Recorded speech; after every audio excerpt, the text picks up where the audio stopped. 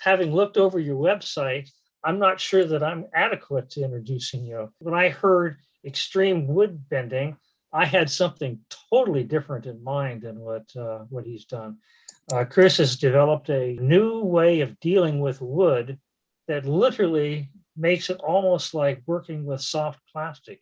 At least that's what it looks like. I think that it's something that is so far outside of what I was thinking and what I envisioned as woodworking that I'm kind of stumped as what to say about it.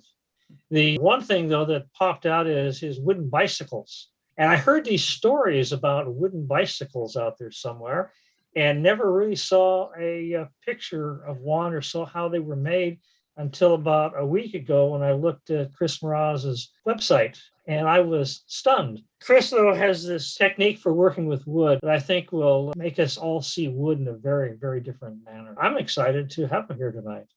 So I'm going to give it to you, Chris, and let you take over from this. Thank you. So I'm Chris Mroz, and I own Pure Timber, which I call the Extreme Wood Bending Company. By extreme wood bending, I mean to push wood further than it ought to be able to go, further than anybody else really can bend wood in the world. Generally, that means to me a radius that is far exceeding what you could do with steam bending. Probably pretty similar to what you could do with laminating fine veneers, thin veneers. So normally if you want to do a really tight bend and you don't have another way to do it, you can always laminate thin veneers together to get that. So I get that effect with solid wood, but also I'm able to do things with it that you couldn't readily do with steam. It's easy to make a C-shaped part in steam, but it is very difficult to make an S-shaped part because the part needs backing straps and it's hard to back two sides at once. Can be done, but and then add a twist to it or add a 90-degree turn in another direction.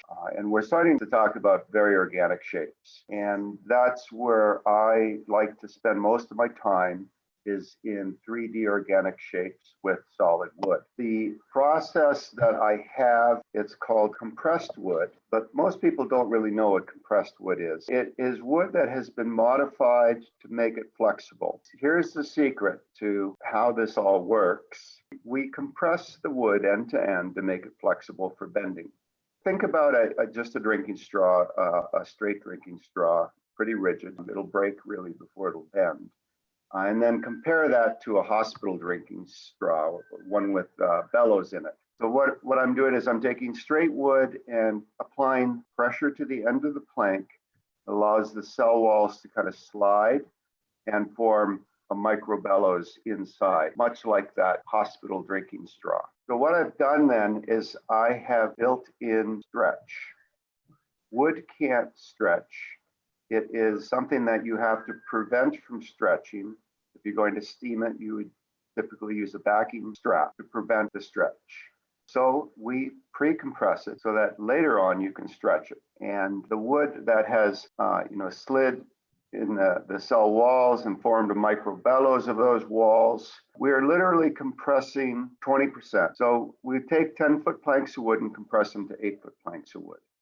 And there are no other changes to the wood. The cross-sectional shape isn't changed. And we're usually doing this in the 2x6 plank of hardwood, clear hardwood. It's done in a batch process. So we'll put two 2x6 planks 10 feet long in the process, and we'll take out two 8-foot planks. And those planks, when you go to bend them, will go back to 10 feet. But they really only go back to 10 feet on the outside of the curve, because when you're bending something, it's getting longer on the outside of the curve. The inside of the curve either isn't changing or it's actually compressing a little bit more and getting a little bit shorter. If you take, say, a 1x6, 4 feet long, you could bend that into a circle with about a 10-inch diameter. It'd be about the size of the globe right behind my head there. In fact, I have a piece that's exactly that. This is around 1 1/4 inch thick, and it is a perfect circle, the outside. It was made about 6 inches thick, like this piece here. That's the same. This is all the same radius. These are all just scrap pieces that I put together to make this. The demonstration piece really is all it is. And this is a little less than 48-inch piece of wood, 1 1/4 inch thick, bent into a circle with about a 10 inches inside, maybe 11 or 12 inch inside diameter. That is something that you wouldn't try and do in steam bending. You have a lot of problems with bringing the ends back in contact with each other, with producing the compression really that's required in that. So the product that we make from that. Do you physically compress the wood? Is there like a vise that you put it in and you heat it and steam it and compress it? Okay, I'll answer that question in a sec. So this is a snare drum shell. We have made thousands of these, and this one happens to be a two-piece shell. There's two different species of wood in it, but it is compressed. It is made from that compressed wood. You might think that, okay, they've been making drum shells out of wood for a long time, but not over an inch thick. So if you want to make a drum shell an inch thick, you can laminate, but the glue doesn't transmit sound very well. In fact, it's dead to sound. So it doesn't make a very good drum shell. But the thickest drum shell that you can make with steam bent wood is maybe 3/8 of an inch thick. Probably going to be turned on the lathe and end up about 1/4 of an inch thick. And that makes a certain kind of an instrument. But if you want a higher volume, higher pitch instrument, it needs to be thicker. So when I started this business around 17 years ago, I had made some ash circles for a sculptor in New York that were about that size, 1 inch thick, 14-inch diameter, and it was only 1.5 inches tall. And this company in California called Drum Workshop, they called me and they said, "Can you make that 6 inches tall?" I said, "I think so. Let me give it a try." I made 2. I sent it to them. And the next week, 4 of them flew up on their corporate airplane and stopped in Gig Harbor to see me talk about what we're going to do. And I've been making drum shells for them ever since. And so that was really the first product that I found somebody wanted me to make for them out of this compressed wood. If you want, we'll get back to drum shells later, but that's just one product that happened to be sitting behind me. So I mentioned it. Now, to answer that question about the compression of the wood, the compression is done in a hydraulic press. And the wood is first steamed under pressure. Steam under pressure is an autoclave, so the wood is autoclaved. And a steam bender would probably steam the wood for about an hour per inch of thickness. I steam for around 10 hours per inch of thickness. So that's a lot more steam. I am plasticizing that plank. The lignins are basically melting inside. So a plank that's 1.5 inches thick has had at least 15 hours of steam. We set up our boiler to run through the night, and we come in the morning, we start producing through the day. That hot plasticized wood is put into the hydraulic press, and that press contains the sides of the planks, and the ends are compressed inwards with the pressure. There's around 100,000 pounds of pressure that goes into the end of the plank. It's just hydraulics. It's pretty typical hydraulics, but it's very controlled. It only takes about 5 minutes to compress that plank from 10 feet to 8 feet. Then we have a piece of hot, wet wood that is a little bit squirrely at that temperature and doesn't want to stay there and wants to do something else. So it's contained for an hour or two, and then we take it out, we put it into a straightening rack for a night or two to let it cool and stabilize. We try to get the compression even from one end of the plank to the other. If we just took it out and put it on the floor, it would make its own bentwood piece. It's just so full of potential energy. I call it squirrely when it comes out of the press because it's just so hot and full of this energy. It wants to use it up. So we cool it in that position. And then and something I didn't mention is that wood needs to be bent when it's not too dry. So if you take kiln dried wood and ever tried to bend it and it broke on you, it's because it was kiln dried. And no matter how much you steam or soak or soften it, you're still not going to be able to do a good job bending it. It'll bend a little bit, but it's not going to do anywhere near like the extreme bending that we wanted. So the wood that we start with is at around 20% moisture content. And for those of you familiar with moisture content, you'll know that in a log, wood's probably about 40% water. In your floor in your kitchen, it's about 7%, or in the furniture you build, it's about 7%. And that's where it ends up eventually. All wood will dry to that eventually indoors. We pre-dry the wood about halfway. We target around 20% moisture content. So we'll have it stickered and air dried for a year or two to get to 20%. Once it's there, we will dead stack it and tarp it and just try and keep it at around 20% until we need it. And that could be a year or two from now. You know, I always have to buy my lumber a year or two before my customers ask me to make something for them. It's very difficult because I end up with a lot of wood I don't end up using. And when I buy lumber, there's always something interesting to pick up, and then I have to figure out what I'm going to do with it one day. So once I picked up a truckload of ash and a truckload of black locust and things like this, and some of them are more popular than others, and they can sit around for years. So sometimes I'll have wood for 5 or 10 years, and then finally a project will come along, and I'll pull it and check the moisture content, and hopefully it's not too dry. 15% is getting too dry. So my target's about 15 to 25%. And then I can autoclave it, compress it, let it cool off, stabilize it in a rack, in a press, another press. And then we can wrap it up in plastic and keep it at that 20% moisture content as long as we want, as long as the wood can survive that. You know, maple might spalt, other wood might dry out, but in plastic, wood doesn't really dry. I mean, wood doesn't dry very easily anyway. You bring it inside and in the winter, it'll dry, but if you leave it outside in Washington in the winter, it's not drying.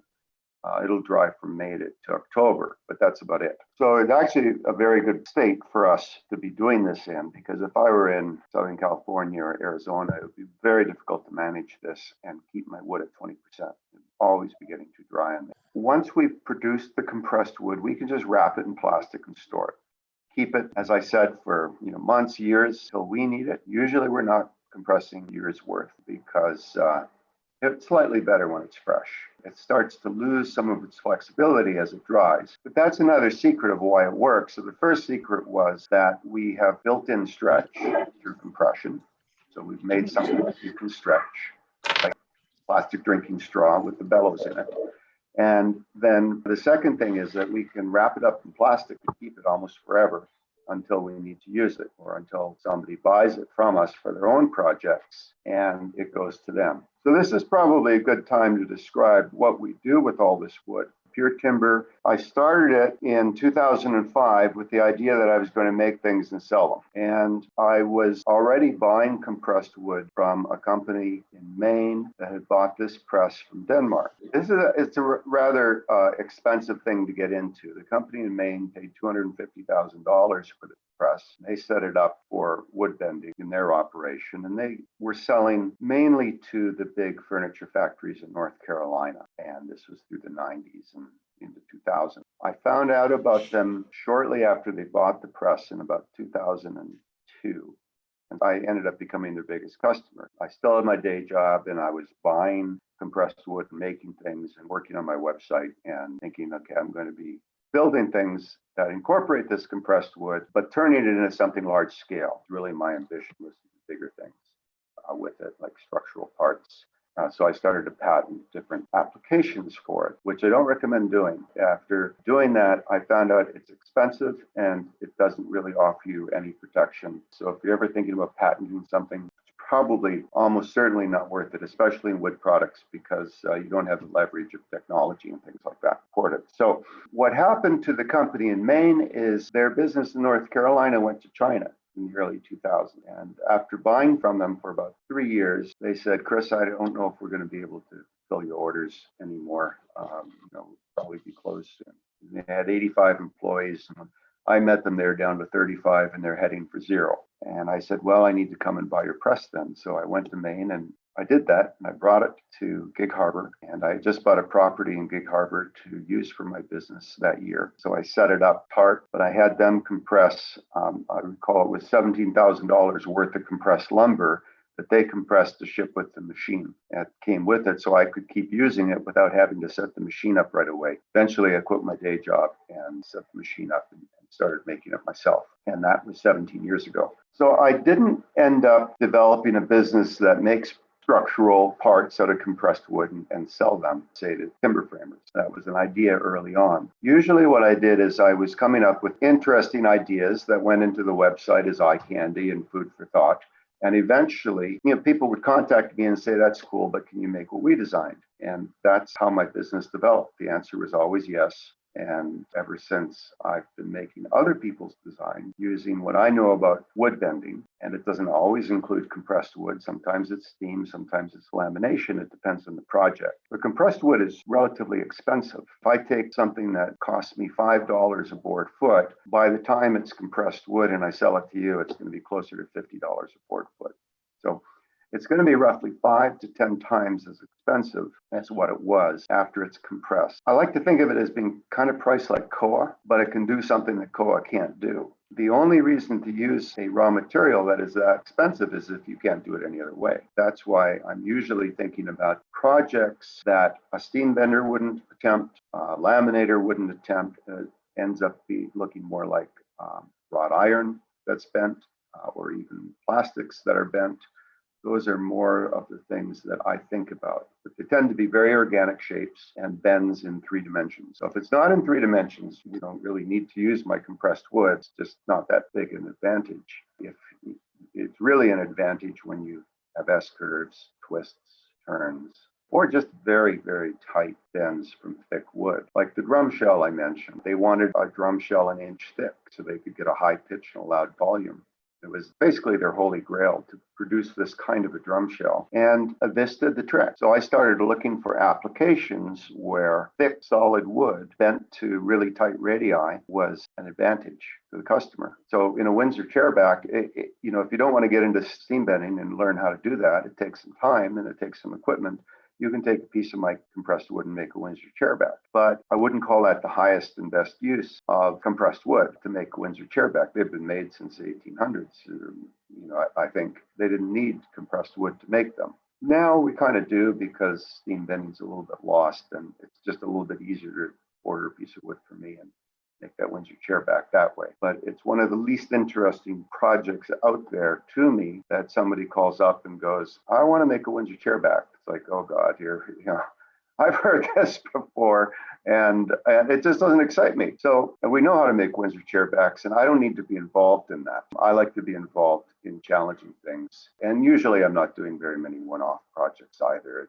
If it's one-off, it's big. If it's not big, there's going to be a little bit more volume to it than somebody's chair. But there are a lot of clever people out there who have designed some really interesting projects, chairs, for instance, and this wood is just perfect for them. I have a Master of Fine Arts student who's buying some wood from me now, and he's talking to me all the time about form work and how to develop this chair. It's for his thesis project. And it's going to be something that would have been pretty much impossible to build without compressed wood. And those are the projects I really like to work on. So what I would like to do is open up some stuff to show you, but this would be a good chance to answer a few questions if there are any. I do have one question here. When bending, does it require a mold and similar clamping to laminations? And is some kind of a backing required in the molding? No backing is required, like in steam bending, because you're not trying to keep it from stretching. You actually want it to stretch. The wood needs support on the inside of the curve if you want a precise shape. If you don't want a precise shape, you can just bend it in your hands to whatever you're looking for. Bend it on the bench, set up clamps, bend it around the clamps, bend it from a vise, just create. So it's very sculptural.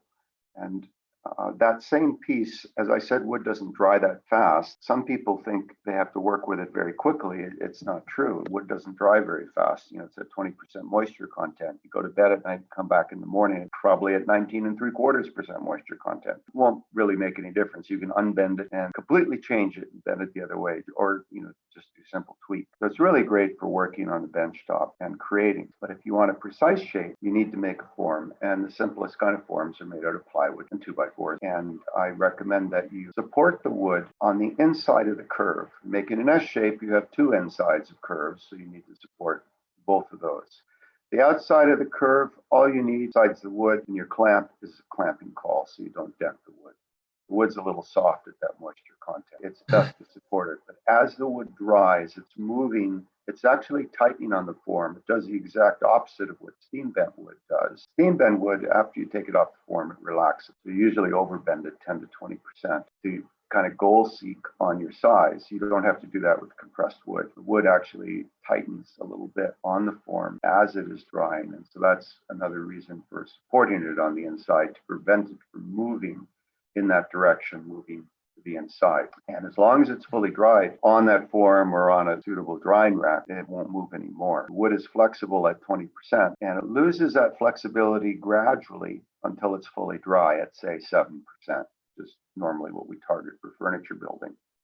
Once formed, how long does it take to dry and be stable? And if the wood is dry, can you soak the wood and rebend it? The wood dries slowly, so unless you give it heat and air movement, you can air dry it eventually. In our climate in the winter, forced air heating, you could set that part on a forced air heating duct or a radiator and just kind of tent it. It's going to get to be 100 degrees in there. But more importantly, the relative humidity is going to be very low, like 5 or 10% around that, right? So it can be as simple as that, but it does need to dry fully to be stable. Now, when it's on a form, airflow is not so good around it. So if you're not allowing for air, it needs a little more heat, a little bit more time, a little bit more air movement. The drum shells that are made from 1x6s, they get a week at around 120 degrees Fahrenheit. And that's kiln, but it's a low temperature kiln. And all it is, most of my kilns are just 4x8 sheets of styrofoam, rigid styrofoam, built into a box or a corner of a room that's boxed off, and a heater and a fan on the inside. And with that, you can easily make, say, a 4 foot by 8 foot box kiln with a heater and fan inside and put your parts in there and dry them. If you're only doing this once or twice, you may not want to go to that much trouble, but I'm doing it all the time, and I'm building kilns and taking them apart all the time too. If I build something really big, I'll build a kiln around it, and it could be as simple as a tarp heater and a fan in it, but I won't get it very hot, a lot more time. You know, something that is made shoelace thick, it'll bend like a shoelace. You can tie your shoe with a piece of this compressed wood, much like leather would bend as a shoelace. And if you bend something like that, you could put it in the microwave and dry it in a minute or two, as long, as you're not using anything metal. And in that case, I'll put things together with zip ties on a plywood form or rubber tubing on a plywood form. As long as it fits in the microwave, you can dry things very quickly. There are jewelers who use it, and wood turners use it quite a bit. And by wood turning, I don't mean they put it on the lathe and turn it, but some do. I mean they're doing finials, teapot handle, vine leaves, things like that. And those can easily be dried in a microwave in a minute or two. Just take some care, and I have some information on a website about how to be careful and not burn it. And I know that from experience. Once I took my microwave outside, smoking, put it on the driveway and let it cool down. But wood burns from the inside out in a microwave. It'll turn into charcoal on the inside when you don't even see that on the outside. It looks perfectly normal. But it'll start on fire from the inside out. So it just takes some care. And I figured that out, and I've written about that in my discovery section on my website. And by the way, if any of you need to leave early and you want more information, look at the discovery section on my website. That's kind of all my thinking has gone into that. It's a bit like a blog. It covers all of these topics. All right. I'm not sure if I answered that question. Pretty well. So there was a follow-up to that. Soaking the wood, right? Yeah, soaking the wood. Can you rehydrate the wood and then You go can back? if it hasn't been fully dry. You can soak it and get back sometimes most of the flexibility. If you've dried it hard, no, it's finished. It's basically kiln dried. But if you have an old piece lying around the shop and it's been sitting there for a month, you pick it up off the floor and go, I wonder if I can make something out of this. Yeah, soak that piece and you'll be able to make something out of it. If it hasn't gotten below, say, 12 or 14%, which it won't outdoors in washing, then you can actually keep it a really long time and not even have it in plastic and still use it. Yes, to some degree soaking works, but the fresh wood is the best for the most extreme bending we do. Most people don't push the wood to what it's engineered to do. What I mean is they don't need all that flexibility, so it doesn't matter if it dries out a little bit. It's still going to do what they need it to do.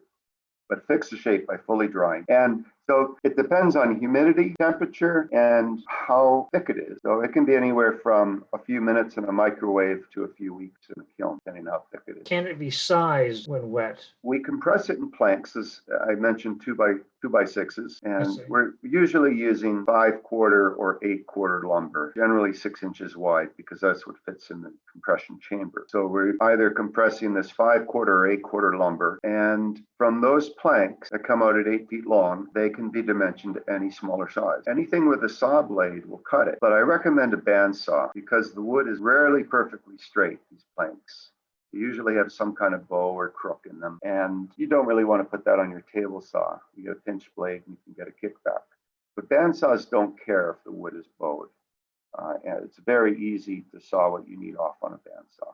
I understand some people don't have it. They will occasionally have us resaw the material to their sizes. And if we have time, we can agree to do that. Right now, things are so busy, I wouldn't do that for somebody at the moment because we just don't have the manpower or the time for it. We have some in-house projects that are taking all our time. So bandsaw.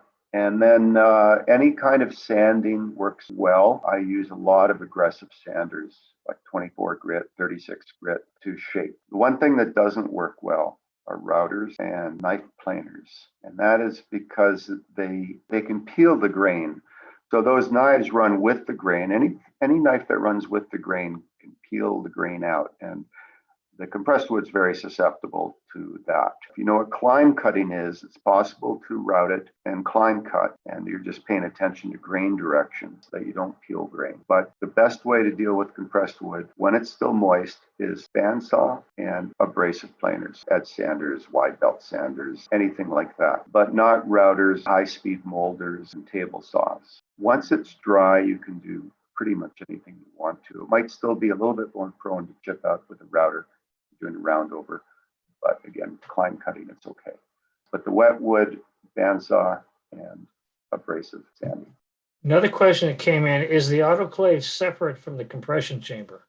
It is. So I have 2 autoclaves and a commercial boiler, and that boiler is pumping steam into the autoclaves. They're stainless steel. They're sealed, and then the boiler is controlled for a pressure cutout. So the lumber is in the autoclave generally from 12 to 24 hours, and the boiler is cycling on and off depending on the pressure. So it goes above its target, it shuts off, and just keeps repeating that. And yes, it's separate. So we take the wood out of the autoclave, carry it to the press, put it in the press, set it up, and then press it there. Unfortunately, I can't demonstrate that to you. I don't even have any videos on that process because most of it is completely hidden. It's behind steel plate, and it doesn't even video very well. I've spent years lying awake at night thinking about what's happening inside to be able to make judgment calls on the fly as I'm compressing. And that you hear about art and science in woodworking. Well, there's a lot of art in this, and obviously it's a science, but I have to imagine what's going on, adapt to that. And so, yeah, it's a batch process, and we'll usually take 2 or 3 planks out of the autoclave, put them into the press, seal the chamber, run the compression cycle, give it its hold time. And after an hour or so, it'll be moved to a stabilizing press, and we can repeat the process in the compression press. And we'll generally repeat that process 4 times a day on the days that we're compressing. We don't compress every day because we don't need that much compressed lumber. I don't actively look for people to buy the compressed lumber from me. I mainly use it in-house, but I've always made it available to purchase, and that's how I came to know about it. I generally have some online inventory on my website that people can order, or they can order something custom from me, but it just takes longer. We have to work it into our production cycle. The ones on my website tend to be things that were made they didn't end up getting used in-house yet, and we just call it online inventory. We pull from that inventory too sometimes. That's all the questions I see right here. I'll let you continue on with what you're going to do. Okay, so what I'd like to do is share my screen. All right, I'm just going to do a little orientation session on my website, and the pictures that are in the slideshow in the front. This is a large trellis that I built for a customer in Chicago out of compressed ash. And not every piece in this is compressed. In some cases, it's steam bent, but it just depends on how much bend we need it. So this is actually in a building that if you go to Chicago, you can see this. It's a trellis that's 100 feet long, and it is in the Steelcase showroom at the Merchandise Mart, which is like our design center in Seattle, but just much bigger. I started with the CAD model, like the one you can see in these slides, and from that ended up building this 100-foot long trellis that's now installed in Chicago, and that was a project 3 or 4 years ago. So that was a really interesting one for us. It's actually one of the favorite things that I've ever done, and I call it the Viking ship because it kind of looks like a hull, but it's in this weird corkscrew shape. PureTimber.com, I mentioned my discovery section. So here's Discover Extreme Wood Bending. And there's about 7 pages in there, including some videos. And actually, I think what I would like to do is just show you one of those right now.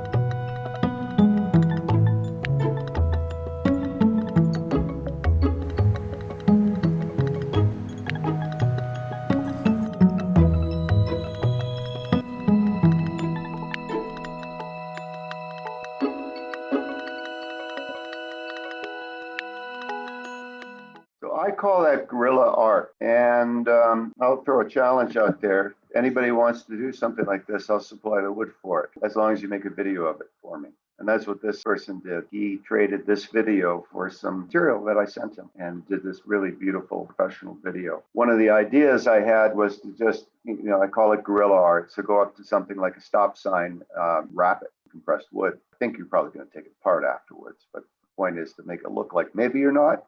And you're doing this sort of clandestine thing that you're not supposed to be doing. That was pretty fun to have him do that in this park and just bend this piece of white oak, which he didn't even sand. I mean, it was just rough off the bandsaw.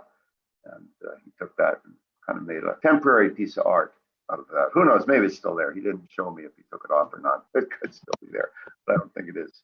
I told you that I like to focus on large-scale projects, but before I get to that, I'm going to show you this little boat project that I did. This is the first thing I ever made out of compressed wood. There's a bigger one. That's just an 11-foot long dinghy. I had a sailboat. I wanted a dinghy that was lightweight that I could pull behind it, and I made this. And if you know anything about boat building, you'll notice that the ribs look wrong. I never really do things the way they're supposed to be done. I basket wove the ribs in a diamond grid shell pattern. And then I made this curving piece in between the in-whale and out-whale. I didn't want to sand all these straight blocks. So something I need to confess, I'm not good at straight line. Anything with curves I'm good at. Straight lines, I think it just bores. So anyway, this is the first thing I ever made out of compressed wood, and it's before I owned the machine. And it is a skin boat, and it's covered in the duck runs. And I still have that boat, probably built it 18 or 19 years ago, almost 20 maybe. That's all done in compressed ash. Since I am in boat building, and there's usually some marine people in these, we did mast hoops for the USS Constitution. There's a variety of boats that have been restored using compressed wood. And here's one that was up in Port Townsend that I helped on. We put in sister ribs up here. These were roughly 2x2s of white oak. And they got up to the wine glass transom and they just couldn't bend any other way. And this was an S curve and just worked beautifully to do it that way. Not a lot of volume in that kind of thing. There's just not that much heritage boat restoration going on. But these are just some of the projects that have been done in, or some of the restorations that have been done using compressed wood. There's Old Roads, 33, another couple more pictures of that little boat that I built. So this thing actually kind of looks like stained glass when the sun is shining through it. I'm just really happy with that. There's some detail of the curving part that I made in there. And you can see over and under that is in fact basket woven. So this is a challenging little piece, but sure was fun. It's another one. And then this was actually for that wine glass transom up in Port Townsend, basically 2x2 of white oak and just anchored somewhere. And then that's just bent by hand. So it's actually just getting a pre-bend in this case before it goes in. The wood has a memory for its shape.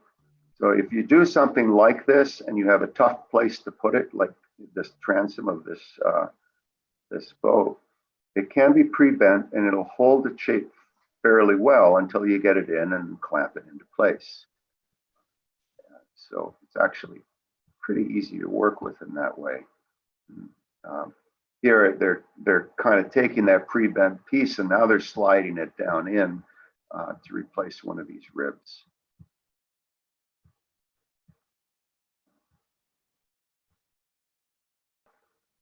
Just some plank replacement. All right, so let's get off of marine. It's not what I intended to show you, but I wanted to show you that little boat. I am going to go into my architecture site because these are the bigger scale things that I like to do. Let's just quickly take a look at that Chicago project. So there's the Viking ship, and you can see how it goes all the way down, and it just keeps going. So it's actually 100 feet long from one end to the other. This is 1x3 ash bent on edge to form the keel. One of the interesting things about this is, I don't know if you can pick it out here, but this is a glass wall. It's a curving glass wall. So we had to build half of it to sit on one side of the glass wall and the other half to sit on the other side of the glass wall, with 4 inches in between, so it didn't touch the glass anywhere. And we managed to do that. So the wood was so stable that it would sit where we put it, away from the glass, and the only place it was attached to anything was the ceiling. And there was a unistrut structure up there that it was attached to. So this is one of those things. And, you know, I showed you that boat, but if you look at this, you kind of see that I get inspiration from things like that. This has a boat hull look in it. And you might see the curving glass around here too. I don't do that much marine work because there's not that much wooden marine work to do, but I do it when it comes up. So this was actually a picture that was in a magazine. This project was shown in an architectural magazine a couple of years ago. And that was one of the pictures of it. And now we're inside the showroom and the glass wall is to the outside. So half the trellis is in and the other half the trellis is outside. So if you're ever in Chicago and you want to see this and you forget about it, you know, where it is, call me and I'll tell you where to find it. They're open business hours and you can actually go in and have a look. This is one of the earlier projects I did was for the Conrad Hilton in New York City. And it's a 46-foot long tunnel of curving walnut. It's an elevator lobby. The hotel is across the street from the Ground Zero Memorial, downtown New York. It's another thing that you can go in if you're in New York and look at. There wasn't as much compressed wood in this one.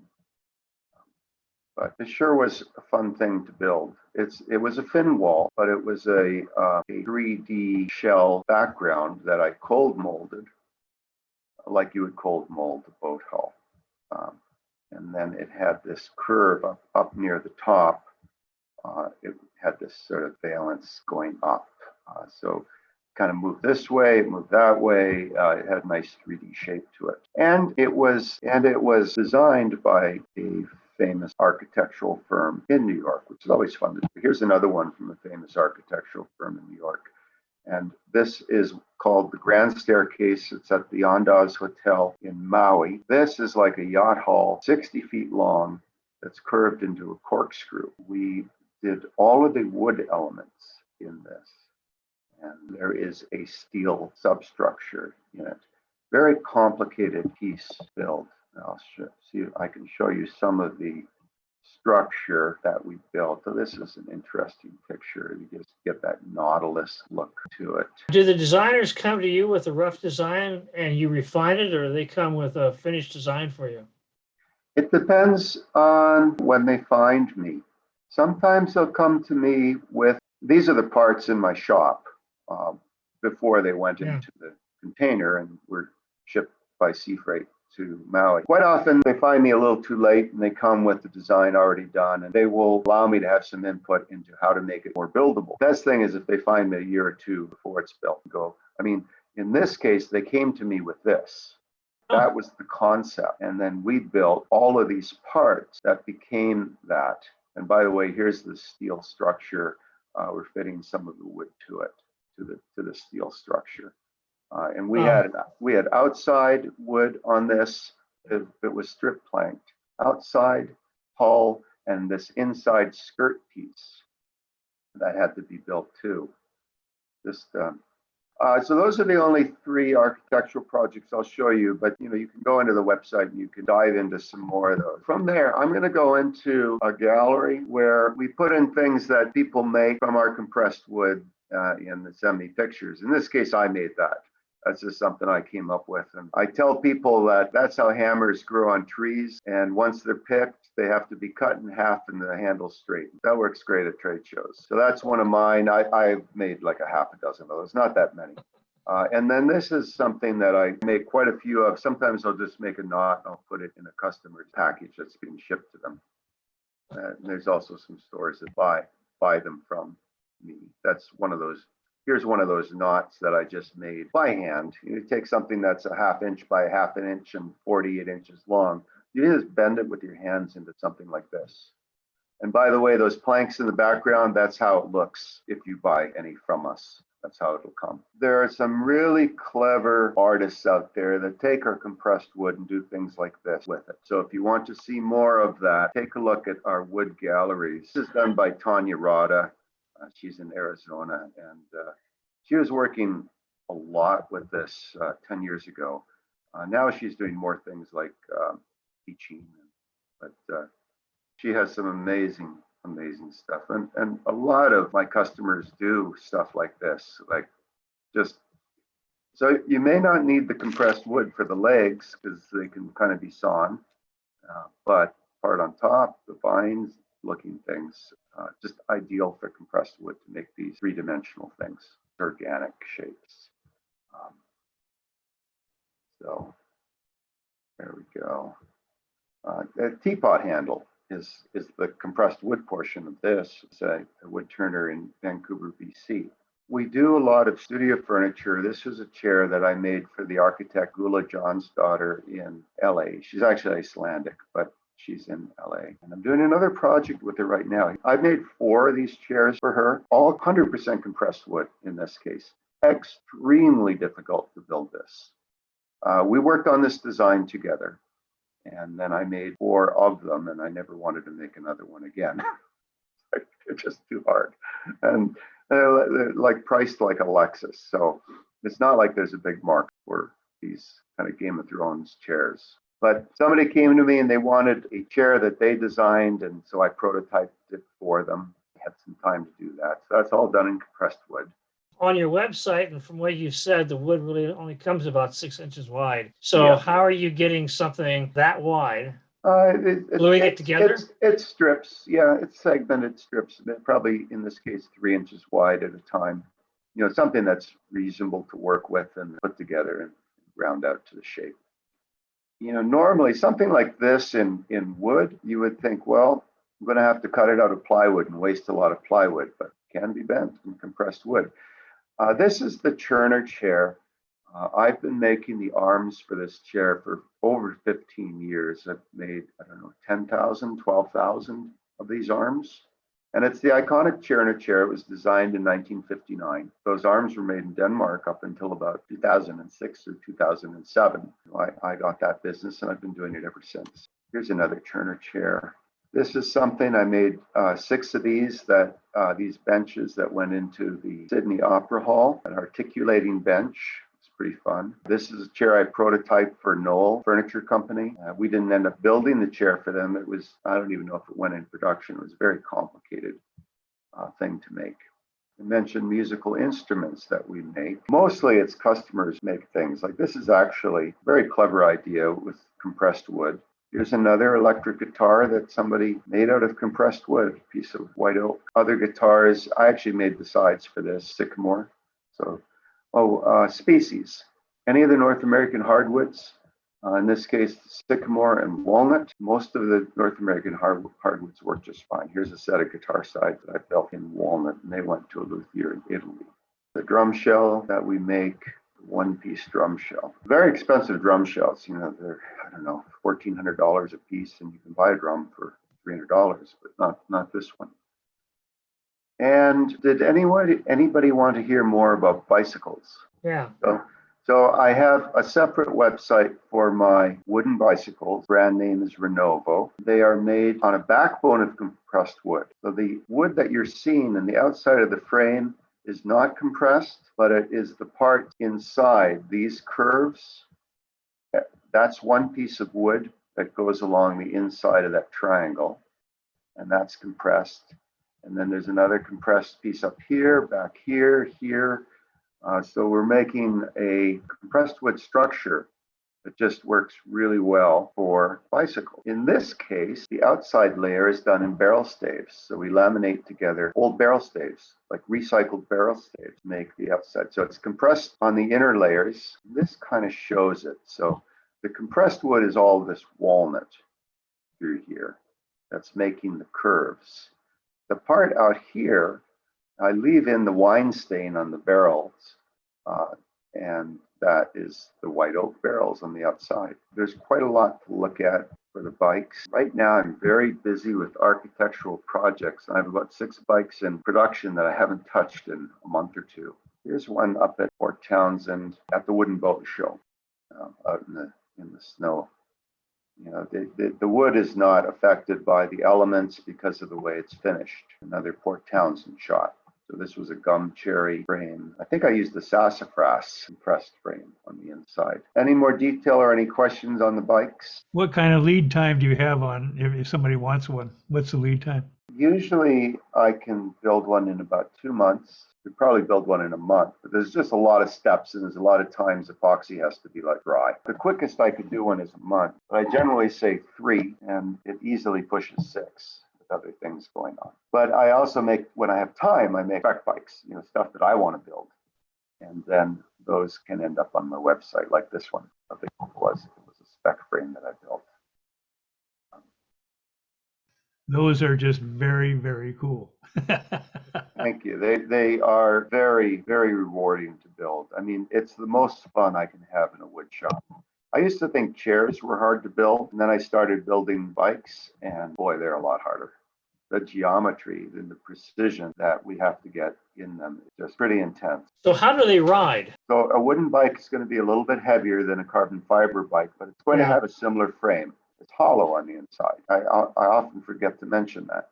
But the walls are thicker than carbon fiber. It is very forgiving, though. It absorbs the bumps. Wood dampens vibrations, so you don't get the vibrations into your elbows and your knees.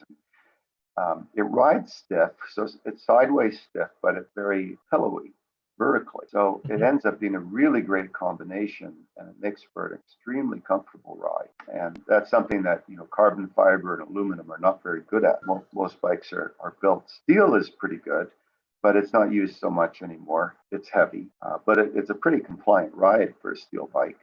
But wood is even nicer than that.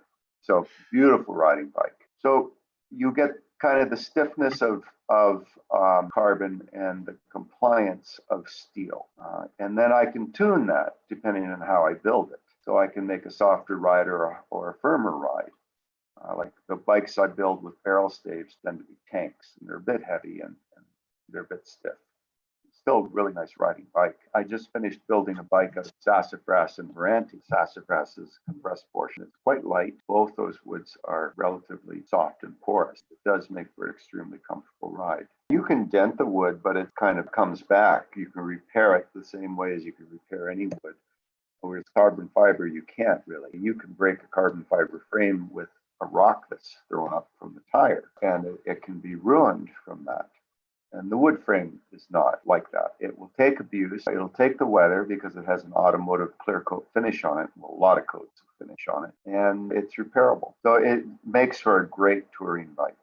And I think it would make for a great e-bike, but I haven't built any as an e-bike yet, but I plan to. There's a lot of other things I could show you, but I think I'll just chat if you have any more questions. What was your motivation to make bikes? So the Renovo brand was owned by a person in Portland who came up with the idea in about 2007. Then he made low volume bikes, and I met him actually at the Port Townsend Wooden Boat Show. We're both showing there, and he got on my radar. I thought that was interesting, but I had different ideas about how it could be done. Anyway, in 2018, he went bankrupt. And I found out about that. I went, I know what that is. I know who that is. And I went after it. And I pursued it aggressively. And I bought all the assets I wanted from the bankruptcy court. And then I bought the intellectual property separately. It took me about another 6 months to get that lined up.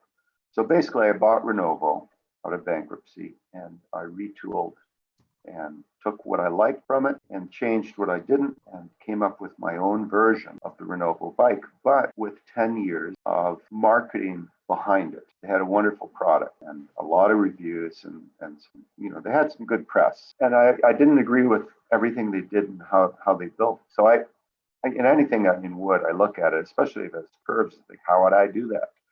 And I came up with my own way, and I believe I drastically improved it. So I have a terrific product, 10 years of marketing background for it. And so I'm just sort of kind of ramping up production, but I keep getting dragged away from it by architectural projects, which I can't say no to. So right now I'm doing a restaurant interior for a new restaurant in Bellevue, all curved elements, trellises and canopies and things. And then I am also doing retail store fixtures for a national chain of clothing stores that are all these bentwood ribbons that are made into retail fixtures. All I can do is those right now.